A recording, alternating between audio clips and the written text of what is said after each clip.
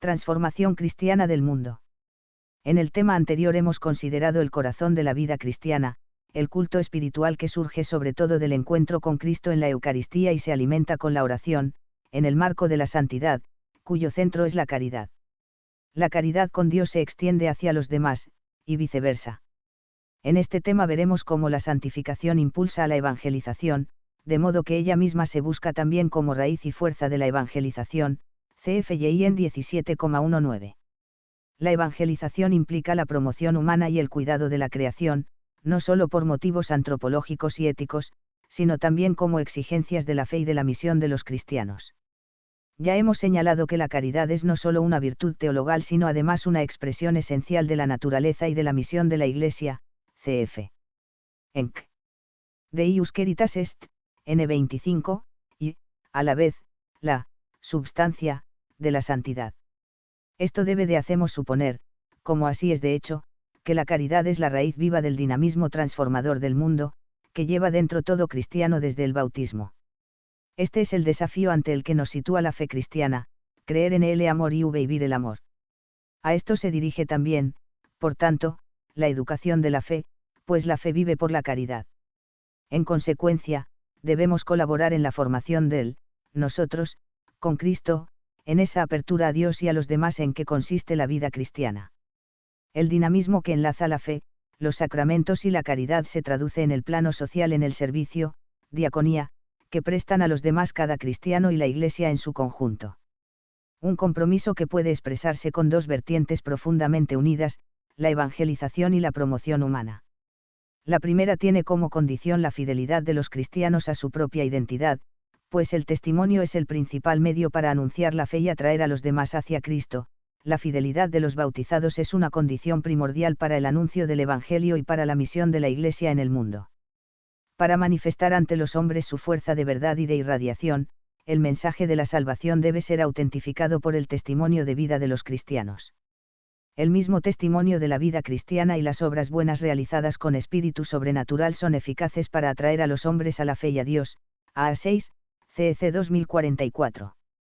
A la segunda se refiere el Sínodo de 2005 sobre la Eucaristía con estas palabras. Es en el compromiso por transformar las estructuras injustas para restablecer la dignidad del hombre, creado a imagen y semejanza de Dios, donde la Eucaristía se hace, en la vida, aquello que ella significa en la celebración. Quien participa en la Eucaristía debe comprometerse a construir la paz en nuestro mundo, marcado por muchas violencias y guerras, y hoy en modo especial por el terrorismo, la corrupción económica y la explotación sexual. Condiciones para construir una verdadera paz son la restauración de la justicia, la reconciliación y el perdón, proposición N48. En el CEC se lee también esta afirmación: la Eucaristía entraña un compromiso en favor de los pobres, para recibir en la verdad el cuerpo y la sangre de Cristo entregados por nosotros debemos reconocer a Cristo en los más pobres, sus hermanos, cf. MT 25,40, N 1397. Por eso la encíclica de Deus Caritas Est señala algo que ya hemos citado: una Eucaristía que no comporte un ejercicio práctico del amor es fragmentaria en sí misma, N14. El paso eclesial al tercer milenio se celebró, de la mano de San Juan Pablo II, con una reflexión sobre la Trinidad. Siguió un sínodo sobre la Eucaristía fuente y cumbre de la vida y de la misión de la Iglesia, cf. Ixourt AP. Sacramentum Caritatis, 2007. Más adelante tuvo lugar el sínodo sobre la palabra de Dios en la vida y la misión de la Iglesia, cf. Ixourt AP. Verbum Domini, 2010. Luego el sínodo sobre la nueva evangelización para la transmisión de la fe cristiana, dio entre sus frutos la exhortación apostólica Evangelii Gaudium, 2013, del Papa Francisco.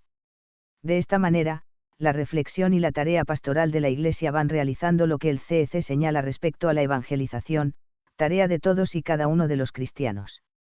Comenzamos con la evangelización y la promoción humana. El cristiano, seguidor de Cristo, es decir, el ungido por Dios Padre con el Espíritu Santo, lleva nombre de misión, de la misión evangelizadora que nos corresponde a todos. Luego veremos que la evangelización implica necesariamente la promoción humana. De ahí que la tarea cristiana comporta una sensibilidad, una responsabilidad y un compromiso social. 1.1. Cristiano es nombre de misión. Como ya sabemos, el conocimiento amoroso de Cristo, que es el objetivo del catecismo y de la educación en la fe, suscita el deseo de evangelizar. Evangelizar constituye la dicha y la vocación propia de la Iglesia, su identidad más profunda, Ixourtape. Evangelii Nuntiandi, 1975, N14. Evangelizar constituye el apostolado cristiano con todo lo que comporta. Esto es, llevar a los demás la buena noticia del amor de Dios manifestado en Cristo, para que su vida se renueve y puedan contribuir a la vida plena de los otros. Por su unión a Cristo desde el bautismo, cada cristiano es ungido con una misión. Ser cristiano no es título de mera satisfacción personal, tiene nombre sustancia de misión. San José María, es Cristo que pasa, N98. Cada cristiano participa de la misión evangelizadora de la Iglesia. La evangelización es el primer servicio que los cristianos pueden prestar a cada persona y a la humanidad. El Evangelio no resta nada a la libertad humana, al debido respeto de las culturas, a cuánto hay de bueno en cada religión. Así responde el compendio a la pregunta, ¿por qué la Iglesia debe anunciar el Evangelio a todo el mundo? Es lo mismo que preguntar por el sentido de la evangelización. La Iglesia debe anunciar el Evangelio a todo el mundo porque Cristo ha ordenado, id, pues, y haced discípulos a todas las gentes, bautizándolas en el nombre del Padre, del Hijo y del Espíritu Santo, MT 28,19. Este mandato misionero del Señor tiene su fuente en el amor eterno de Dios, que ha enviado a su Hijo y a su Espíritu porque quiere que todos los hombres se salven y lleguen al conocimiento de la verdad. 1 Tiem 2,4, Compendio, 172. La razón última del apostolado cristiano es, por tanto, el amor de Dios, que quiere que todos los hombres se salven por el conocimiento de la verdad, es decir, que lleguen, ya durante su vida terrena, a la plenitud de vida, de alegría y de libertad que solo se encuentra en unión con Cristo. Obviamente el apostolado cristiano solo merece ese nombre cuando se realiza en el mayor respeto a la libertad personal, COUNF. Congregación para la Doctrina de la Fe, nota doctrinal acerca de algunos aspectos de la evangelización 3 de diciembre de 2007. Cada cristiano participa en la evangelización según su condición, dones y vocación propia. Respecto a la mayoría de los cristianos, los fieles laicos o cristianos corrientes, al explicar las características de su vocación, dice el compendio. Los laicos participan en la misión profética de Cristo cuando acogen cada vez mejor en la fe la palabra de Cristo, y la anuncian al mundo con el testimonio de la vida y de la palabra, mediante la evangelización y la caquesis, N190. El testimonio de la vida acompañado por la palabra es, por tanto, el primer medio de apostolado, el primer camino, la primera forma de la evangelización, cf. Evangelii Nuntiandi, N21, porque la vida cristiana es manifestación del amor de Dios y, efectivamente, solo el amor es digno de fe, Ubon Balthasar. Es lo primero que entienden, cada uno en su propia lengua, HCH 2,6, todas las gentes. Aunque ya las hemos citado, vale la pena evocar de nuevo las palabras con las que San Juan Pablo II culmina su presentación del catecismo, pidiendo a la Virgen que sostenga con su intercesión, el trabajo catequético de la Iglesia entera a todos los niveles, en este tiempo en que la Iglesia está llamada a un nuevo esfuerzo de evangelización, Fidei Depositum, N5. Recogiendo las enseñanzas del Sínodo sobre la nueva evangelización, 2012, el Papa Francisco ha puesto de relieve la alegría de evangelizar.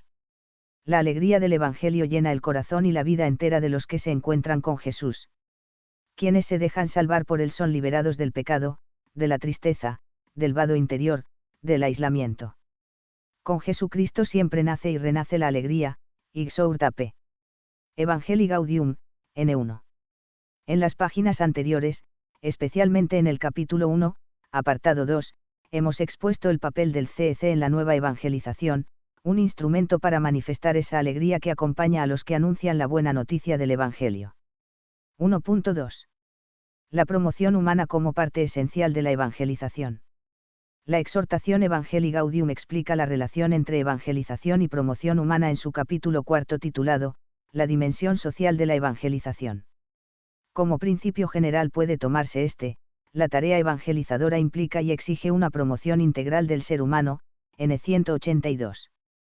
Desde el corazón del Evangelio reconocemos la íntima conexión que existe entre evangelización y promoción humana, que necesariamente debe expresarse y desarrollarse en toda acción evangelizadora. La aceptación del primer anuncio, que invita a dejarse amar por Dios y a amarlo con el amor que Él mismo nos comunica, provoca en la vida de la persona y en sus acciones una primera y fundamental reacción: desear, buscar y cuidar el bien de los demás. N. 178. En 1986 la instrucción Libertatis Conscientia señalaba: la Iglesia pone todo su interés en mantener clara y firmemente a la vez la unidad y la distinción entre evangelización y promoción humana. Unidad, porque ella busca el bien total del hombre; distinción, porque estas dos tareas forman parte, por títulos diversos, de su misión. N. 64. En este texto se entiende por evangelización el anuncio de la fe. Esto tiene consecuencias como la necesidad de enseñar los fundamentos éticos y morales de las cuestiones sociales, la promoción de la inclusión social de los pobres, el bien común y la paz social y el mismo diálogo social como contribución a la paz. Así, por ejemplo, enseña el compendio acerca del bien común y de la paz. El bien común supone el respeto y la promoción de los derechos fundamentales de la persona, el desarrollo de los bienes espirituales y temporales de la persona y la sociedad, y la paz y la seguridad de todos. Compendio 407. La paz en el mundo, que es la búsqueda del respeto y del desarrollo de la vida humana, no es simplemente ausencia de guerra o equilibrio de fuerzas contrarias, sino que es la tranquilidad del orden. San Agustín, fruto de la justicia, Is 32, 17, y efecto de la caridad. La paz en la tierra es imagen y fruto de la paz de Cristo. TWD. 481. Todo ello entra en el contenido de la doctrina social de la Iglesia, entendida no simplemente como un conjunto de principios sobre cuestiones sociales, sino como una dimensión esencial de la evangelización. La doctrina social de la Iglesia, como desarrollo orgánico de la verdad del Evan 1.45 Gelio acerca de la dignidad de la persona humana y sus dimensiones sociales, contiene principios de reflexión, formula criterios de juicio y ofrece normas y orientaciones para la acción. Compendio 509. El Compendio de la Doctrina Social de la Iglesia, 2004, expone también la relación entre la evangelización y la doctrina social de la Iglesia, subrayando que la doctrina social es parte integrante del ministerio de evangelización de la Iglesia. N. 66. Todo lo que atañe a la comunidad de los hombres, situaciones y problemas relacionados con la justicia, la liberación, el desarrollo, las relaciones entre los pueblos, la paz, no es ajeno a la evangelización. Esta no sería completa si no tuviese en cuenta la mutua conexión que se presenta constantemente entre el Evangelio y la vida concreta, personal y social del hombre. N. 66. En la humanidad y en el mundo, la Iglesia es el sacramento del amor de Dios y, por ello, de la esperanza más grande, que activa y sostiene todo proyecto y empeño de auténtica liberación y promoción humana. N. 60. Entendida en su sentido más amplio, la evangelización abarca la promoción humana, por vínculos antropológicos, teológicos y evangélicos. Cf. Evangelii Nuntiandi, 31. Vínculos de orden antropológico, porque la persona no es un abstracto, sino alguien situado en un contexto familiar y social, laboral y económico. Vínculos de orden evangélico y teológico, porque el Evangelio pide la redención de la entera realidad con la promoción de la justicia y de la paz. Al mismo tiempo, la evangelización no puede reducirse a un proyecto puramente temporal, pero lleva necesariamente a transformar sin violencia las estructuras sociales, comporta un mensaje de verdadera libertad y garantía de una paz que comienza por la paz con Dios en el corazón de las personas, y se apoya en la justicia y el amor. Por eso, el testimonio de la caridad de Cristo, mediante obras de justicia, paz y desarrollo, forma parte de la evangelización, porque a Jesucristo, que nos ama, le interesa todo el hombre. N. Queritas in Veritate, 2009, N. 15. Esta promoción humana, preocupación por la dignidad humana, el bien común, la promoción de los derechos humanos y de la justicia social, etc., que entra en la misión evangelizadora de la Iglesia, corresponde a todos los cristianos según la condición y vocación, ministerios y carismas de cada uno. Propiamente no corresponde a los ministros sagrados la intervención directa o inmediata en las cuestiones temporales. Los miembros de la vida religiosa dan un testimonio escatológico del reino de Dios ante el mundo con sus propios carismas. Son sobre todo los laicos los que se ocupan directamente de estas cuestiones, asumiendo sus responsabilidades sociales y políticas, y en estrecha relación con su trabajo y con el testimonio cristiano. En esta misión evangelizadora y humanizadora de la Iglesia participan los fieles laicos de un modo peculiar y acorde con su índole secular, pues viven y actúan allí donde se organiza la vida social, donde se toman las decisiones o se transforman las estructuras que condicionan la vida civil. Ellos han de seguir su vocación específica de buscar el reino de Dios tratando y ordenando, según Dios, los asuntos temporales, LG 31, y, por tanto, poniendo sus capacidades profesionales y el testimonio de una vida ejemplar al servicio de la evangelización de la vida social, haciéndola al mismo tiempo más justa y adecuada a la persona humana. Para ello necesitan una sólida formación que les permita discernir en cada situación concreta, por encima de intereses particulares o propuestas oportunistas, lo que realmente mejora al ser humano en su integridad y las características que han de tener los diversos organismos sociales para promover el verdadero bien común. Benedicto XVI, mensaje con ocasión del Encuentro Continental para América sobre el Compendio de la Doctrina Social de la Iglesia, 19 de noviembre de 2005. 1.3. La opción o el amor preferencial por AIOS pobres. A. En la Sagrada Escritura se contiene una enseñanza progresiva sobre el significado de la pobreza y cuál debe ser la actitud hacia los pobres. En los primeros libros del Antiguo Testamento que fueron escritos, la pobreza se ve como una desgracia, y al mismo tiempo se denuncian proféticamente la explotación y la opresión de los pobres y los desvalidos, las viudas y los huérfanos. Por eso pronto abundan las normas para defenderlos, porque, en resumen, defender al pobre equivale a honrar a Dios, que es Padre de los pobres. Y se promete que el Mesías se interesará por ellos y les hará justicia. Poco a poco la pobreza va tomando un valor religioso, en cuanto que los fieles a Dios deben ir adquiriendo una actitud humilde y pobre, confiando en la liberación futura. Y así se entienden las palabras de Jesús, cf. Le 18 a 19, sus enseñanzas y sus actitudes respecto de los débiles y los pobres, los enfermos y los niños, para mostrar que pueden ser ricos en la fe y heredar el reino de Dios, cf. Esti 2,5. La encarnación del Hijo Eterno de Dios, igual al Padre en poder y gloria, que descendió en medio de los hombres, se despojó y se anonadó, que no exista anonadamiento, haciéndose en todo semejante a nosotros, menos en el pecado, cf. FLP 2,7 a 8, HB 4 y 15, es el principal fundamento del amor preferencial por los pobres. Jesús manifestó, además, una atención especial por los pobres y necesitados, enfermos, débiles y pecadores. Todavía más. Jesús invita a reconocer su presencia en los pobres que son sus hermanos, cf. MT 25,40, cf. CEC 2449 y 2463. La comunidad cristiana primitiva vivió la caridad con obras, cf. HCH 2,4245, 434 a 35. Las columnas de los apóstoles pidieron a San Pablo que no se olvidara de los pobres, cf. GA 2, 10, indicación que puso en marcha con colectas, cf. GA 66, 2CO 16,1 a 4, 2CO 8,1 a 6, p.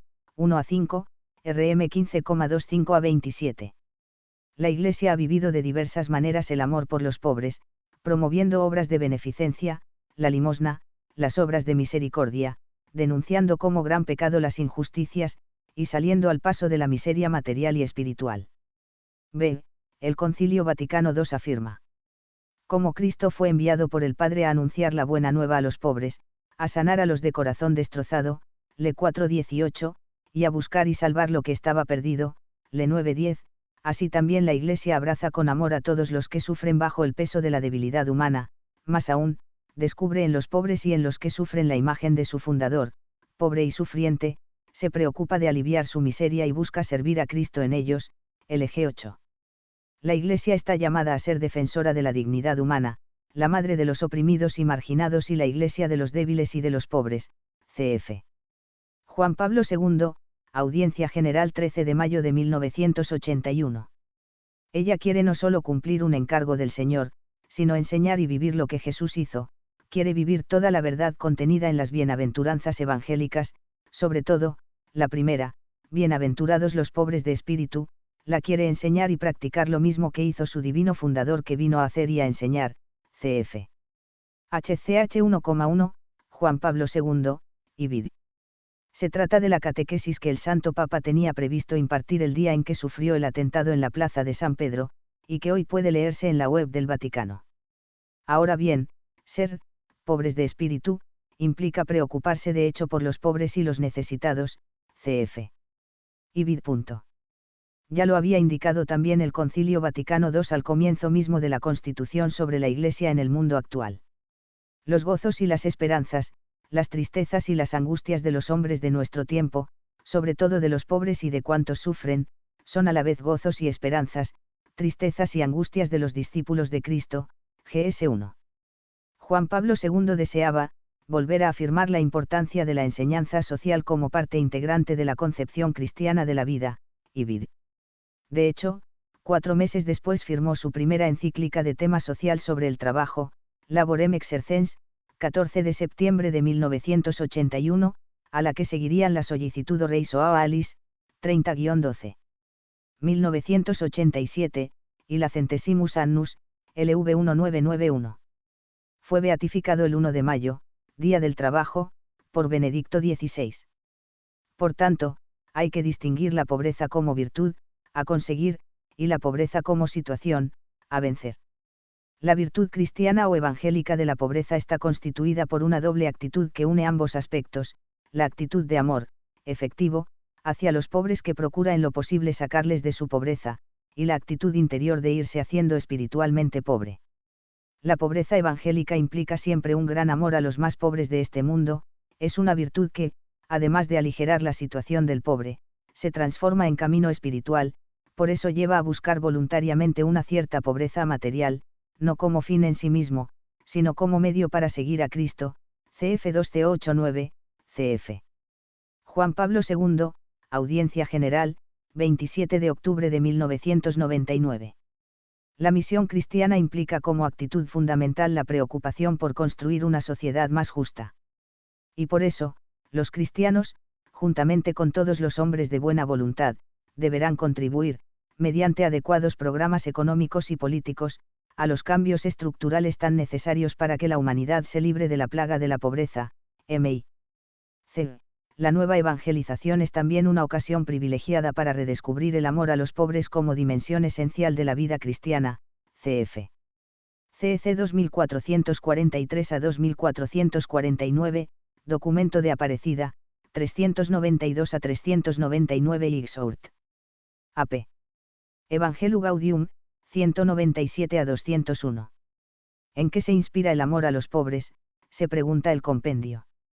He aquí su respuesta: el amor a los pobres se inspira en el Evangelio de las Bienaventuranzas y en el ejemplo de Jesús en su constante atención a los pobres. Jesús dijo: cuanto hicisteis a uno de estos hermanos míos más pequeños, a mí me lo hicisteis, mi 25,40. El amor a los pobres se realiza mediante la lucha contra la pobreza material, y también contra las numerosas formas de pobreza cultural, moral y religiosa. Las obras de misericordia espirituales y corporales, así como las numerosas instituciones benéficas a lo largo de los siglos, son un testimonio concreto del amor preferendal por los pobres que caracteriza a los discípulos de Jesús, N. 520.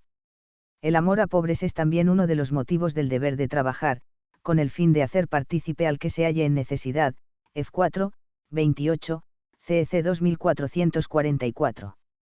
Poco después de la publicación del compendio, Benedicto XVI inauguró la quinta conferencia del CELAM en Aparecida, 13 de mayo de 2007. Y ahí afirmó: la opción preferencia por los pobres está implícita en la fe cristológica en aquel Dios que se ha hecho pobre por nosotros, para enriquecernos con su pobreza, cf 2C8,9. El Papa Francisco se ha referido a nuevas formas de pobreza y fragilidad donde estamos llamados a reconocer a Cristo sufriente, los sin techo, los toxicodependientes / los refugiados / los pueblos indígenas, los ancianos cada vez más solos y abandonados, los migrants, las diversas formas de trata de personas, las mujeres que sufren situaciones de exclusión, maltrato y violencia, Evangelii Gaudium, en 210 a 212. 2. Cuidar la creación. La misma dinámica de la vida cristiana conduce a redescubrir en nuestros días que los cristianos tenemos más razones que nadie para promover el cuidado de la tierra y por tanto la ecología. En la perspectiva bíblica el mundo ha sido creado por Dios. La idea de que el hombre procedería del azar no es más que afirmación voluntarista, imposible de demostrar científicamente, y que requiere dosis considerable de negación de las evidencias. El azar, o el destino ciego de los mitos antiguos, no puede ser respuesta a un mundo que despierta en muchas personas un anhelo universal hacia todo, lo bello, lo bueno, lo verdadero continuamente y desde siempre y también un anhelo de sentido. Para la Biblia el mundo es la casa común que nos ha dado el Dios vivo. Cuando falta el sentido de una casa común, la tierra, se provoca en el hombre la sensación de una soledad paradójica porque somos millones de personas que tenemos mucho en común. Y en el que cae en esa soledad paradójica, se le desatan fácilmente los instintos de dominio sobre los demás y sobre las cosas, instintos que, si se dejan sueltos, acaban por destruir no solo la naturaleza que se revuelve en guerra contra el hombre, sino civilizaciones enteras. En el plan originario de Dios el hombre varón y ya tienen una responsabilidad por el cuidado de la tierra. En el plan de Dios, el hombre y la mujer están llamados a someter la tierra, GNI 28, como administradores de Dios. Esta soberanía no debe ser un dominio arbitrario y destructor. A imagen del Creador, que ama todo lo que existe, SBI 24, el hombre y la mujer son llamados a participar en la providencia divina respecto a las otras cosas creadas. De ahí su responsabilidad frente al mundo que Dios les ha confiado, CEC 273. Así pues, el mundo y los seres humanos son regalo de Dios. Cuando esto se pierde de vista se producen crisis mundiales que son crisis morales. En cambio, la perspectiva cristiana favorece una ecología humana como garantía de respeto al ambiente. Todo ello puede y debe traducirse en una espiritualidad y una educación ecológica, que encuentra en la fe cristiana importantes raíces y fundamentos vivos. Tal es el plan de este apartado. 2.1. El mundo y los seres humanos son regalo de Dios. Todo ello apunta a que, también en relación con la tierra, la cuestión de Dios es decisiva. Según el Génesis, el mundo es un regalo de Dios que quiere hacer partícipes de su ser, sabiduría y bondad a todas las criaturas. Y en la cima de ellas ha situado al varón y a la mujer, como representantes suyos para el cuidado y la administración de la tierra. La tierra, es, así, un regalo de Dios a la familia humana. No es extraño, por eso, que solo desde una comprensión natural y cristiana de la familia como la que manifiestan de vez en cuando, también públicamente, muchos miles de personas la tierra pueda ser gestionada con responsabilidad común respecto a toda la humanidad, especialmente a los pobres y a las generaciones futuras. Benedicto XVI, mensaje 1 de enero de 2010, N2. Ya lo dice el CEC al tratar de la familiaridad con Dios que existía al comienzo del mundo en el paraíso, como ámbito para el trabajo humano entendido como colaboración con la creación. Signo de la familiaridad con Dios es el hecho de que Dios lo coloca en el jardín, cf. GN2, 8. Vive allí para cultivar la tierra y guardarla, GN 2,15 el trabajo no le es penoso, cf.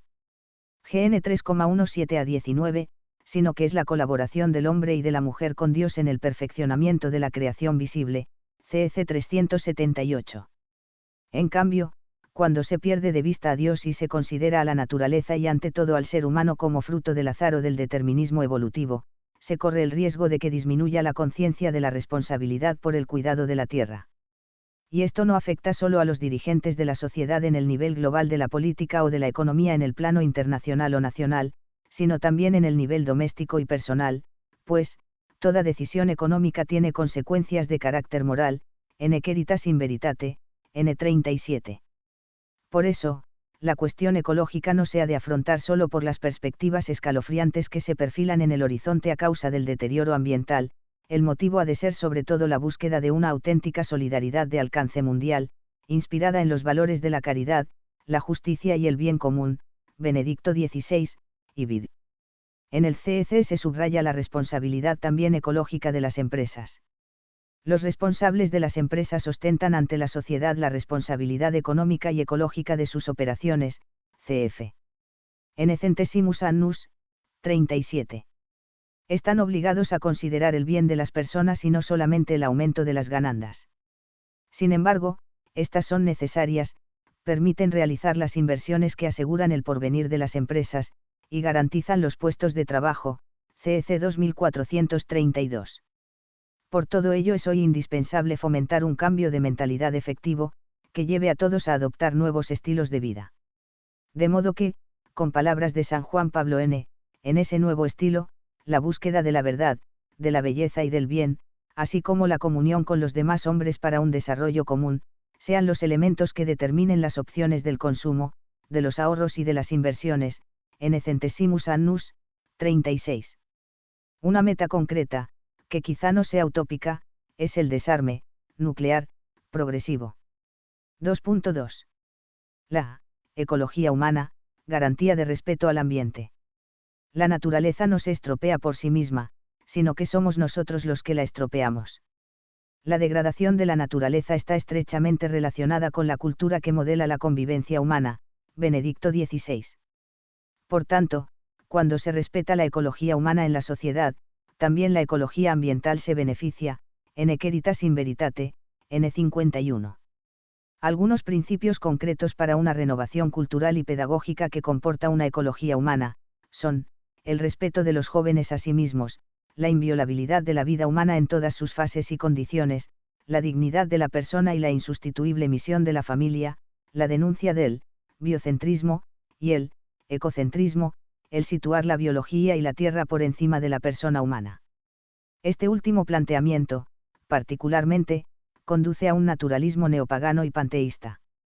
Cuando Dios se borra del horizonte, puede que solo se confíe en la naturaleza misma para salvamos. Pero, contradictoriamente, la adoración de la naturaleza puede volverse en guerra contra nosotros. Ya Heráclito de Éfeso, ss.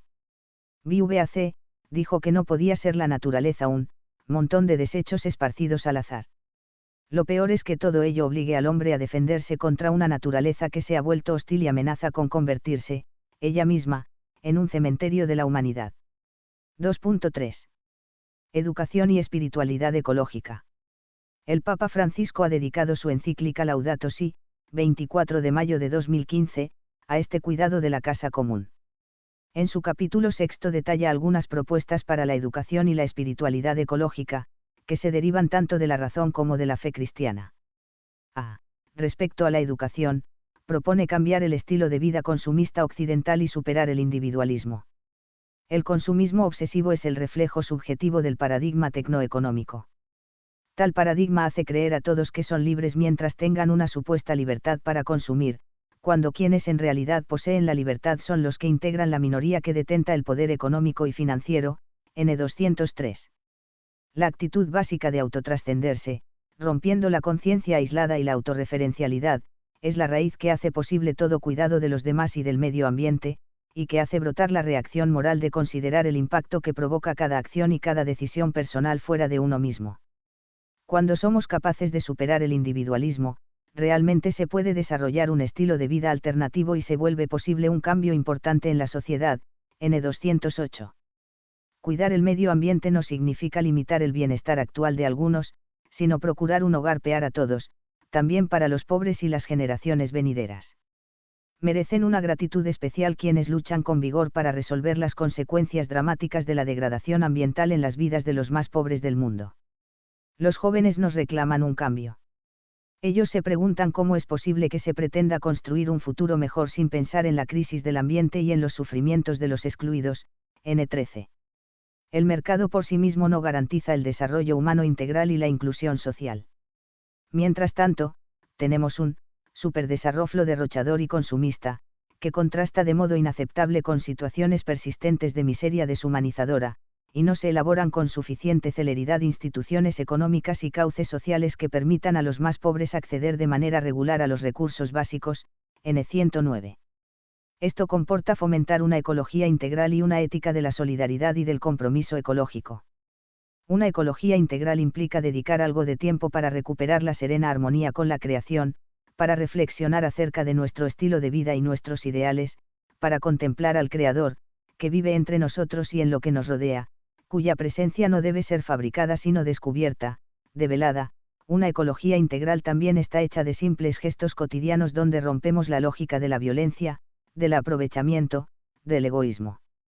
Mientras tanto, el mundo del consumo exacerbado es al mismo tiempo el mundo del maltrato de la vida en todas sus formas, en 225 y 230. La educación ambiental debería disponernos a dar ese salto hacia el misterio, desde donde una ética ecológica adquiere su sentido más hondo. Por otra parte, hay educadores capaces de replantear los itinerarios pedagógicos de una ética ecológica, de manera que ayuden efectivamente a crecer en la solidaridad, la responsabilidad y el cuidado basado en la compasión, N210. En este marco, hay que subrayar la necesidad de fomentar la cultura de la vida en los ámbitos educativos y el asombro ante la belleza de lo creado. Ya el CEC apunta el deber de respetar la dignidad de cada criatura. Las distintas criaturas, queridas en su ser propio, reflejan, cada una a su manera, un rayo de la sabiduría y de la bondad infinitas de Dios.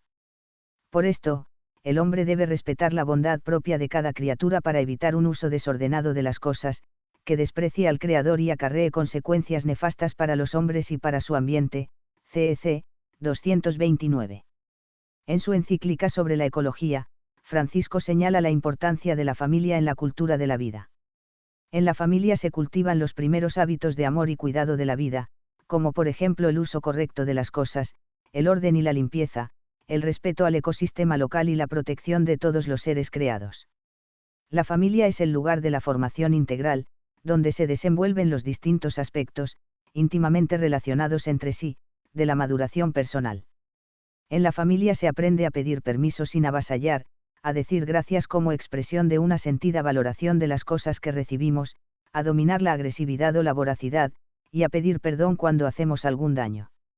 Estos pequeños gestos de sincera cortesía ayudan a construir una cultura de la vida compartida y del respeto a lo que nos rodea, N213. En este contexto, no debe descuidarse la relación que hay entre una adecuada educación estética y la preservación de un ambiente sano. Prestar atención a la belleza y amarla nos ayuda a salir del pragmatismo utilitarista. Cuando alguien no aprende a detenerse para percibir y valorar lo bello, no es extraño que todo se convierta para él en objeto de uso y abuso inescrupuloso, N215. B. Todo ello tiene consecuencias en la perspectiva de la espiritualidad cristiana. Por un lado, la espiritualidad cristiana lleva a un estilo de vida sobrio, centrado en la paz y en la convivencia como camino de fraternidad humana, y el descubrimiento de la naturaleza como reflejo de la Trinidad. Si el CEC pondera el valor de la virtud de la templanza y de la sobriedad en relación con los bienes creados, CFN 1809, en Láudalo sí se reconoce la dificultad que eso supone en un ambiente secularista. No es fácil desarrollar esta sana humildad y una feliz sobriedad si nos volvemos autónomos, si excluimos de nuestra vida a Dios y nuestro yo ocupa su lugar, si creemos que es nuestra propia subjetividad la que determina lo que está bien o lo que está mal, N224. Tanto para los que no han descubierto la fe cristiana, como para los que la viven sin preocuparse por el medio ambiente o son incoherentes sin decidirse a cambiar sus hábitos, vale recordar que es necesaria una conversión ecológica personal y una acción a favor del cuidado del medio ambiente, pues, una conversión ecológica, implica dejar brotar todas las consecuencias de su encuentro con Jesucristo en las relaciones con el mundo que los rodea. Vivir la vocación de ser protectores de la obra de Dios es parte esencial de una existencia virtuosa, no consiste en algo opcional ni en un aspecto secundario de la experiencia cristiana, N217. Además de la conversión individual, conviene crear dinamismos de conversión ecológica social y eclesial, para enseñar valores de gratuidad y de reconocimiento de la creación como obra de Dios. La conversión ecológica que se requiere para crear un dinamismo de cambio duradero es también una conversión comunitaria. Esta conversión supone diversas actitudes que se conjugan para movilizar un cuidado generoso y lleno de ternura. En primer lugar, implica gratitud y gratuidad.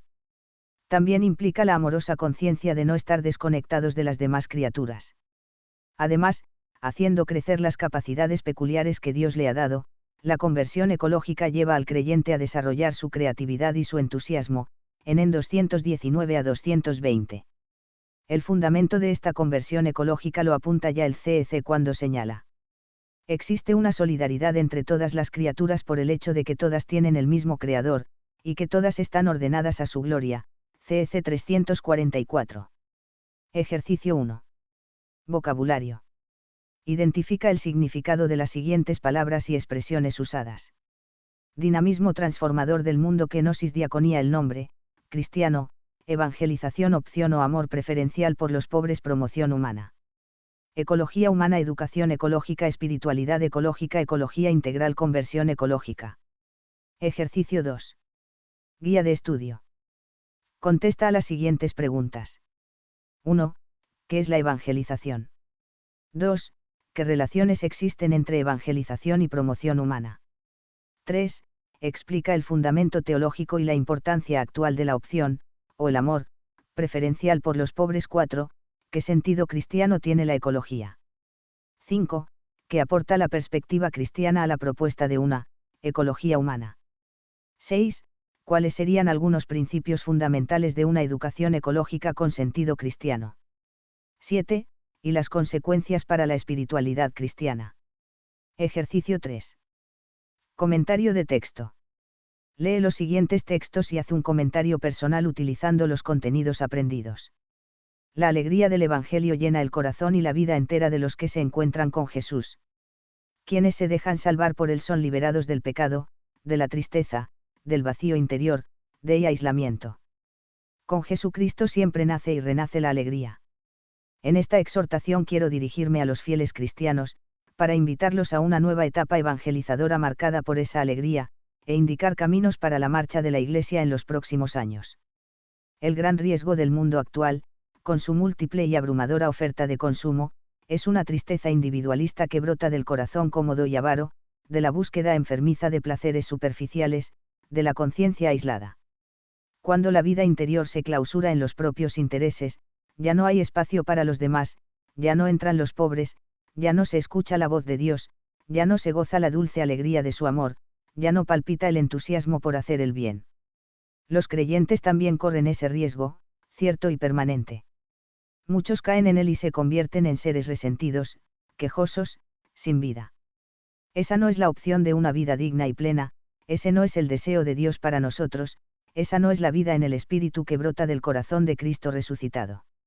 Invito a cada cristiano, en cualquier lugar y situación en que se encuentre, a renovar ahora mismo su encuentro personal con Jesucristo o, al menos, a tomar la decisión de dejarse encontrar por Él, de intentarlo cada día sin descanso. No hay razón para que alguien piense que esta invitación no es para él, porque, nadie queda excluido de la alegría reportada por el Señor, Pablo VI, Ixourta pe gaudeta indomino, 22, al que arriesga, el Señor no lo defrauda, y cuando alguien da un pequeño paso hacia Jesús, descubre que Él ya esperaba su llegada con los brazos abiertos. Nadie podrá quitarnos la dignidad que nos otorga este amor infinito e inquebrantable. Él nos permite levantar la cabeza y volver a empezar, con una ternura que nunca nos desilusiona y que siempre puede devolvernos la alegría. No huyamos de la resurrección de Jesús, nunca nos declaremos muertos, pase lo que pase. Que nada pueda más que su vida que nos lanza hacia adelante. Solo gracias a ese encuentro o reencuentro con el amor de Dios, que se convierte en feliz amistad, somos rescatados de nuestra conciencia aislada y de la autorreferencialidad. Llegamos a ser plenamente humanos cuando somos más que humanos, cuando le permitimos a Dios que nos lleve más allá de nosotros mismos para alcanzar nuestro ser más verdadero. Ahí está el manantial de la acción evangelizadora.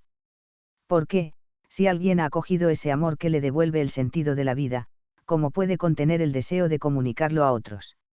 Francisco, Ixourt. A.P. Evangelii Gaudium, 24 de noviembre de 2013, sobre el anuncio del Evangelio en el mundo actual, en 1 a 3 y 8. El amor, máxima expresión de la libertad. Quien ama descubre las necesidades del otro y vive en una actitud interior de servicio. Alberto Magno afirma, quien ayuda a su prójimo en sus sufrimientos sean espirituales o materiales merece más alabanza que una persona que construye una catedral en cada hito en el camino desde Colonia a Roma, para que se cante y rece en ellas hasta el fin de los tiempos. Porque el Hijo de Dios afirma, no he sufrido la muerte por una catedral, ni por los cantos y rezos, sino que lo he sufrido por el hombre. Ciertamente, la persona humana es el templo que Dios prefiere, sin quitar por ello la necesidad de los templos materiales. Lo expresaba bien aquella madre que le susurraba a su hijo pequeño, en la quietud del templo, tú eres, hijo mío, la mejor catedral. En definitiva, estamos llamados a amar a Dios y a los demás hombres con todo el corazón. Así ejercemos plenamente nuestra libertad, y alcanzamos la máxima autorrealización. Jutta Berggraf. La libertad, don y tarea en ID, la transmisión de la fe en la sociedad postmoderna y otros escritos, Pamplona 2015,59 a 79, p. 73.